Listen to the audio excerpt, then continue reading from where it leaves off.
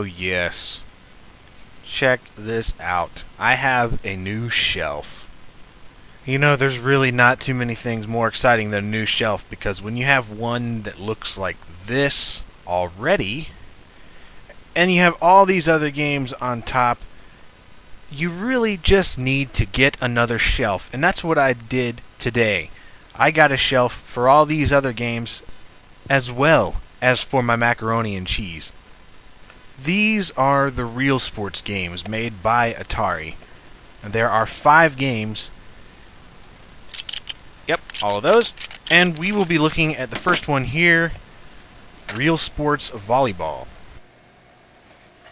The whole point of these Real Sports games was to compete with the Intellivision Sports Series, which was arguably, at least at that point, the best thing about the Intellivision was the great sports games, at least compared to the ones on Atari, which all basically look like Pong.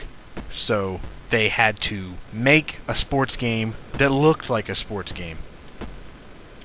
Real Sports Volleyball looks like volleyball for the most part. You can tell it's volleyball.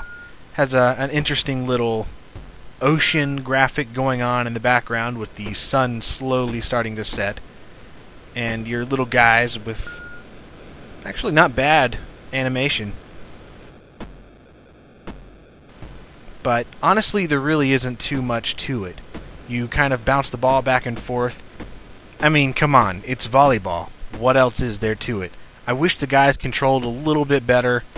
You control both the guys at once, which makes hitting anything in the middle of the playing area kind of difficult. But otherwise, it's still a solid game. Okay, the next up is Real Sports Tennis.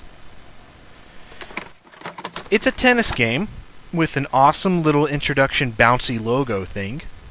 One of the coolest things about it is the fact that you can input your own name. This is really the only Atari game I can think of that you can do this. So you start off and you're playing tennis. It's it. It's tennis. But it has really about all the rules that I'm aware of in tennis. All the different tennis things. And the net actually looks like a net, which is good. It plays pretty much like Pong from another perspective, which is about what you would expect, I suppose. The computer player, which I'm playing against right here, can be a serious pain. He just sort of goes and does what he does rather predictably. Very, very fun game against a human opponent. I highly recommend that you go and acquire a human just to play this game multiplayer. Any human will do. Pay if you have to. It's worth it. Next, we have Real Sports Soccer, which strangely has a topless guy wearing yellow pants.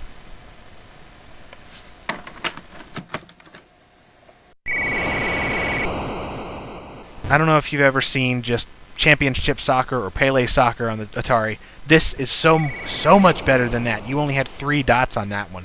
Well, you have 3 humanoids on this one. And you can actually choose which guy you're controlling. The light blue guy there is the guy that I'm controlling. You can switch it by pressing the button. Playing against the computer is almost suicide. It doesn't matter. The difficulty settings don't really seem to do anything. He just dominates. The Atari will eat you and your entire family in one quick fell swoop. There really is no playing against the Atari on this game. Now, is it a good game? Well, arguably it's probably the best one on the Atari that I've actually played, but that doesn't say too much, because really the only other one that I can think of is Pele Soccer, so take it or leave it. If you like soccer, try it out. And the next one is football. American football. Strangely, I don't think they called Real Sports Soccer Real Sports Football, and Real Sports Football Real Sports American Football in PAL territories, but you would think they should have. This is easily my least favorite game in the Real Sports series. Honestly, I just have never quite understood football games on any kind of video game console. I'm not a fan of the Madden games. I kind of enjoyed Blitz, sort of, in the arcade, because that was simple. Ish. Honestly, this game is such a mess. The guys flicker. I never know where the ball is. The computer just owns you. The rules don't seem to apply completely. And you can never catch the guy when he's running. It's just not good. And this is one of the Real Sports games that features this annoying crowd cheering sound. It's like yeah, that. It just never stops. It sucks, and it won't leave. Why? Why did they do that? Was this a required feature to make the game more realistic? It sounds like the Atari is dying. And the last one we have here is Real Sports Boxing, which, if you'll notice, has completely red labels as opposed to the other ones that had gray or silver labels.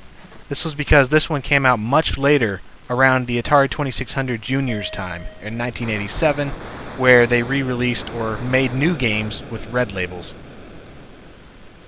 This is an awesome boxing game. I think I still like Activision's boxing better because of the overhead, ridiculous kind of view.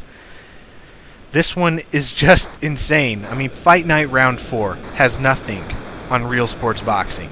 You can just machine gun this guy's face until you cannot machine gun anymore. I mean, you're just beating the crap out of him. Beating.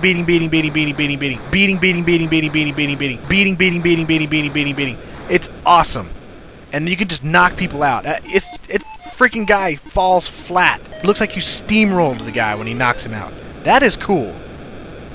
I don't know of any other boxing game where the guy flattens out like in a cartoon or something. That is freaking cool. Unfortunately, they chose to add that stupid audience crowd cheering thing, and this is the worst of any of the games.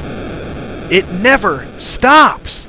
Anytime you beat the guy, that crowd thing just keeps on going, and you're beating him constantly. So it's horrible. It takes away so much from an otherwise awesome experience. I mean, could you imagine if the crowd sounded like that in real life?